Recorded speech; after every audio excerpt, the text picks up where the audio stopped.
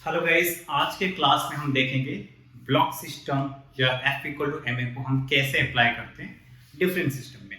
और दो सिस्टम के ऊपर डिस्कस करेंगे, ब्लॉक सिस्टम और टेंशन के बारे में भी हम डिस्कस करेंगे। ओके, सो यहाँ आज हम F इक्वल टू एम को अप्लाई करेंगे। सो यहाँ पर हम दो तीन क्वेश्चन करने वाले हैं। ओके, तो आप देखते रहिए। फर्स्ट क्वेश्चन, फर्स्ट एग्जाम्पल अगर आप देखेंगे, सो ब्लॉक सिस्टम ही लेते हैं। हम लास्ट प्रीवियस लेक्चर पे आप देख चुके हो ब्लॉक सिस्टम। तो अगर दो ब्लॉक सिस्टम था, कैसे एफ फोर्स लग रहा था, एफ फोर्स लग रहा था, एक्सटर्नल फोर्स, इंटरनल फोर्स हम किसको लिखते थे, लास्ट लेक्चर आप देख सकते हो। वहां पर m1 मास, m2 मास था। m1 के ऊपर एक्सटर्नल फोर्स क्या है, m2 के ऊपर एक्सटर्नल फोर्स क्या है, या आप लास्ट लेक्चर पे क्लिक ऑन करके देख सकते हो। तो यहाँ पर हम देखेंगे कि अगर आपका तीन ब्लॉक सिस्टम हुआ एंड टेंशन आया, रस्सी आया, रस्सी ब्लॉक सिस्टम, तो इसमें क्या है, कैसे अप्रोच करेंगे। फॉर एग्जांपल, अगर यहाँ पर आपका तीन ब्लॉक दे दिया, let's suppose this is your ground. Okay, ये आपका ग्राउंड है, दिस इज योर ग्राउंड। ये फर्स्ट ब्लॉक है आपका, उसके बाद आपका सेकेंड ब्लॉक है, ये आपका थर्ड ब्लॉक है। ये आपका m1 मास है, ये आपका m2 मास है, और ये आपका m3 मास है। ओके, m1, m2 और m3। एज यूजुअल आपका ग्राउंड पे हम फ्रिक्शन नहीं लेंगे, that will be mu equal to zero. Mu zero का मतलब होता है इस ग्राउंड पे कोई फ्रिक्शन नहीं है। ओके, इस ग्राउंड पे आपका कोई भी फ्रिक्शन नहीं है, that's why mu equal to zero. आप फ्रिक्शन अगर नहीं पढ़े हो तो कोई दिक्कत नहीं, यहाँ पर न्यू मतलब कोएफिशिएंट ऑफ फ्रिक्शन बोला जाता है। अगर न्यू जीरो होगा तो सरफेस पे कोई फ्रिक्शन नहीं है। ओके, तो आपका तीन ब्लॉक सिस्टम है, दैट इज m1, m2 और m3।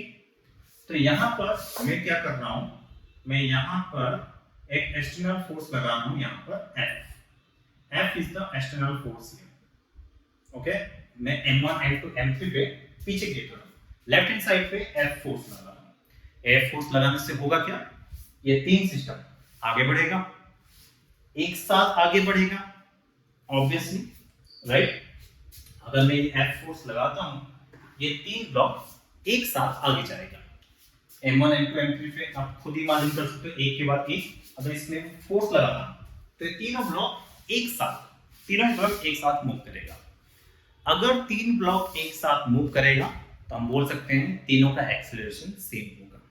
ये मैं क्यों बार बार बोल रहा हूँ कि तीनों एक साथ, इसमें मैं एम्फासिस कर रहा हूँ ना, तीन ब्लॉक एक साथ मूव करेगा तो तीनों का एक्सेलरेशन सेम होगा।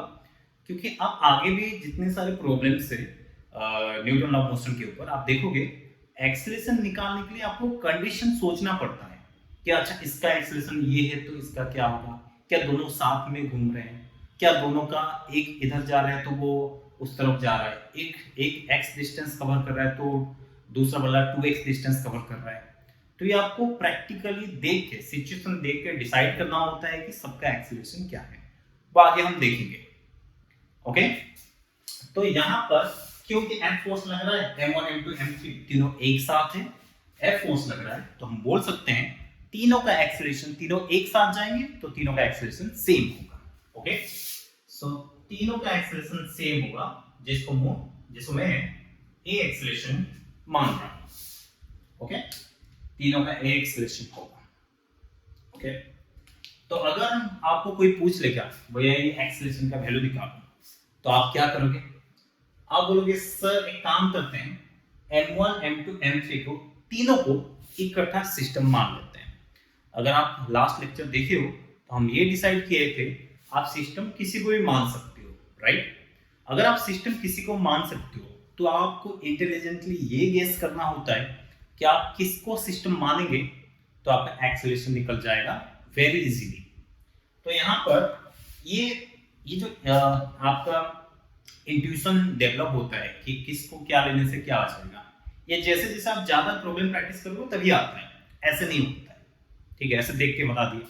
तो अब जैसे ज्यादा प्रॉब्लम प्रैक्टिस करने से ये चीज आता है कि आपको पता लग जाता है अच्छा किसके साथ क्या करना है। ठीक है, दैट इज फॉर इंट्यूशन। तो यहां पर अगर मैं m1, m2, m3 तीनों को एक सिंगल ब्लॉक का एज्यूम करता हूं, मतलब तीनों को एक सिस्टम मानता हूं, तो अगर आप देखोगे ये आपका M1 है, इसके आगे आपका M2 है और इसके आगे आपका M3। ओके, अब तीनों ब्लॉक पे एक सिस्टम मान लिया। अब हम क्या डिसाइड करते हैं, इसमें एक्सटर्नल फोर्स क्या लग रहा है। अब डिसाइड करते हैं, अगर M1 M2 M3 को मैं सिस्टम मानता हूं तो इसमें एक्सटर्नल फोर्स क्या लग रहा है। ओके, तो अगर यहां पर देखेंगे तो यहां पर लेफ्ट हैंड साइड में क्या फोर्स लग रहा है, लेफ्ट हैंड साइड में आपका F फोर्स लग रहा है। तो लेफ्ट हैंड साइड में सिर्फ हम लिख लेंगे F। ओके, क्या राइट हैंड साइड में कोई फोर्स लग रहा है, राइट हैंड साइड में यहाँ पर कोई फोर्स नहीं है तो कुछ भी नहीं लिखेंगे। और कोई फोर्स है क्या, बिल्कुल। और एज यूजुअल हमेशा नीचे की तरफ ग्राउंड या ग्रेविटी अपनी तरफ खींचता है with a force mg m1g, इसको भी अपनी तरफ खींचेगा दैट इज m2g, इसको भी अपनी तरफ खींचेगा दैट इज m3g। ठीक है, m1g m2g m3g। अब ये जब खींचेगा एज यूजुअल ग्राउंड इसको रिएक्शन नॉर्मल देगा एज ए रिएक्शन, क्योंकि ग्राउंड को कंप्रेस कर रहा है। तो ग्राउंड इसको एक नॉर्मल देगा, इसको मान लो n1, इसको मान लो n2 और इसको मान लो n3। राइट, तो ये तीनों ब्लॉक में ये इतना एक्सटर्नल फोर्स हो गया। अगर m1 m2 m3 को हम सिस्टम मानेंगे तो ये सारा आपका एक्सटर्नल फोर्स हो गया। और इस सिस्टम का एक्सेलरेशन है क्या, बिल्कुल। हम सिस्टम का एक्सेलरेशन आगे की तरफ a एज्यूम किए हैं, तो सिस्टम का एक्सेलरेशन यहां पर a है। करेक्ट, ठीक है। अब मैं क्या अप्लाई करने वाला हूं, वो है आपका सिंपल फार्मूला जो कि सिंपल है, वो है F इक्वल टू m, वो आपका F इक्वल टू m है। ओके, लेकिन यहां पर एज यूजुअल आप वर्टिकल डायरेक्शन में मोशन हो नहीं रहा है तो वर्टिकल डायरेक्शन में हम कंसीडर नहीं करेंगे फोर्स को, सिर्फ हॉरिजॉन्टल डायरेक्शन में मोशन हो रहा है तो हॉरिजॉन्टल फोर्स को कंसीडर करेंगे। यहाँ पर एक चीज अगर आपको वेक्टर याद है, एक चीज देखना, यहाँ पर वर्टिकल डायरेक्शन का जो फोर्स लग रहा है दैट इज n1 mg वगैरह, और जो हॉरिजॉन्टल फोर्स लग रहा है आपस में दोनों का कोई लेना देना नहीं है। क्योंकि अगर आप वेक्टर पढ़े होगे, वेक्टर में जो हॉरिजॉन्टल एंड वर्टिकल मतलब अगर दो चीज परपेंडिकुलर होता है तो ये वाला चीज जो आपस में परपेंडिकुलर जो भी होता है ये वाला चीज इसको इफेक्ट नहीं करता, ये वाला चीज इसको इफेक्ट नहीं करता। अगर कोई भी वेक्टर परपेंडिकुलर होता है, ऐसे टेढ़ा हो जाएगा तो दिक्कत हो जाएगी। अगर कोई चीज परपेंडिकुलर होता है तो इसका इससे कोई मतलब नहीं, दिस इज इंडिपेंडेंट, इसका इससे कोई मतलब नहीं, this is also independent. Okay, ठीक है। तो यहां पर देखेंगे तो वर्टिकल में कोई मोशन नहीं हो रहा है तो हम हॉरिजॉन्टल को कंसीडर करेंगे। तो हॉरिजॉन्टल में आपका फोर्स क्या है, नेट फोर्स क्या है, हॉरिजॉन्टल में सिर्फ आपका एक ही फोर्स लग रहा है दैट इज F। तो हम अप्लाई करेंगे F इक्वल टू मास, किसका मास, सिस्टम का मास। हम actually F equal to ma लगाने वाला है यहाँ पर। तो F इक्वल टू अगर ma लगाएंगे तो यहाँ पर F क्या है, F यहाँ पर लेफ्ट हैंड साइड में सिस्टम पे नेट फोर्स F है तो यहाँ पर F हो जाएगा। यहाँ पर मास क्या है, सिस्टम का मास, सिस्टम का मास क्या है m1 plus m2 plus m3, क्योंकि तीनों को हम सिस्टम माने हैं तो टोटल मास क्या हो जाएगा m1 plus m2 plus m3। Okay, m1 plus m2 plus m3 और इसका एक्सेलरेशन e। तो अगर आपको a निकालना है तो ये पूरा नीचे आ जाएगा। सो F upon m1 plus m2 plus m3 आपका क्या हो जाएगा, एक्सेलरेशन। तो आपका सिस्टम का एक्सेलरेशन क्या हो गया, F upon m1 plus m2 plus m3।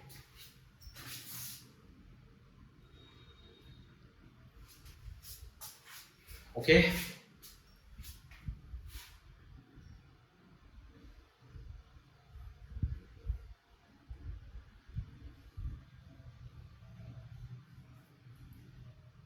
ये आपका हो गया। अगर इसी सवाल में अगर आपको कोई पूछ लेगा भैया ये बताओ ये जो m1 m2 के बीच में क्या कॉम्प्रेस, पहले चीज m1 m2 के बीच में क्या कॉम्प्रेशन हो रहा है, बिल्कुल हो रहा है।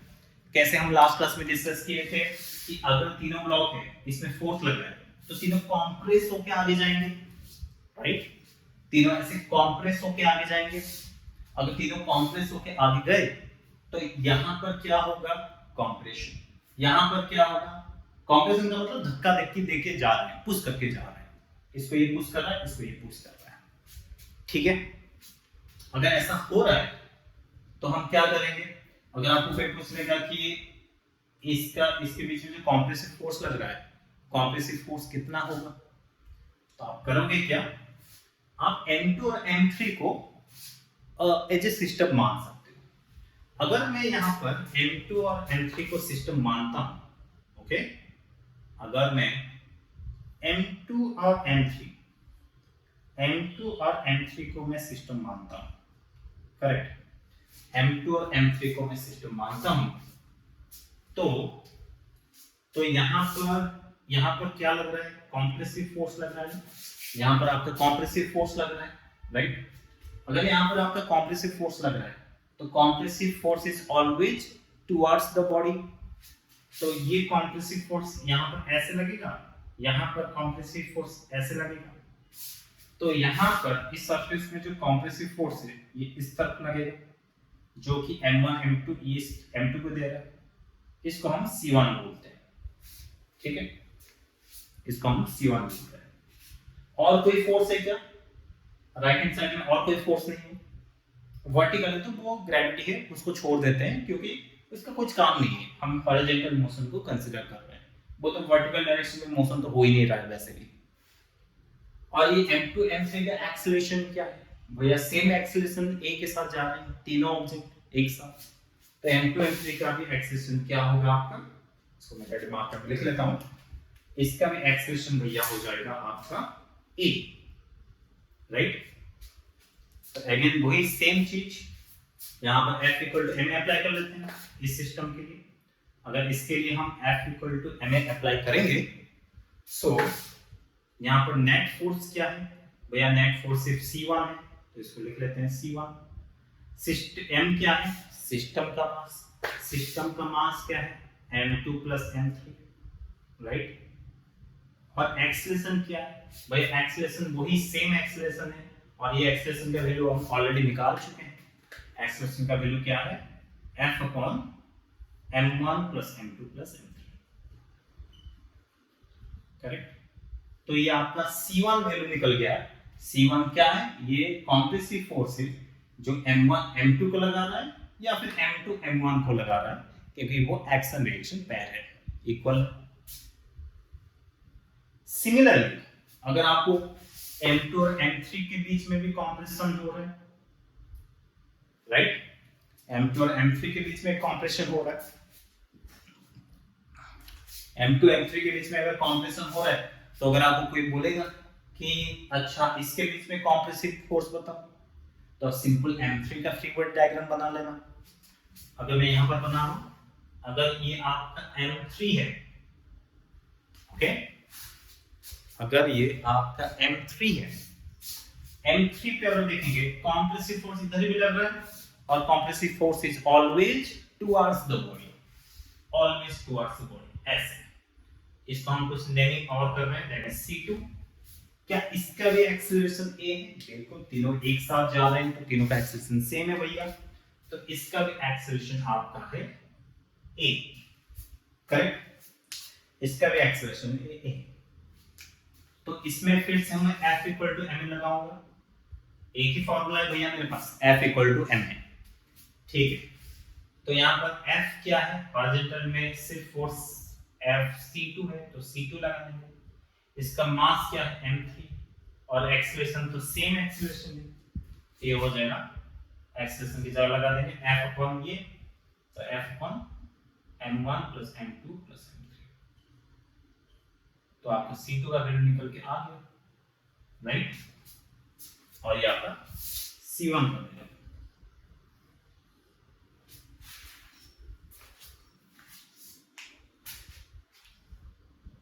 ओके, तो ऐसे ही हम सॉल्व कर सकते हैं, इसमें बेसिक बात है।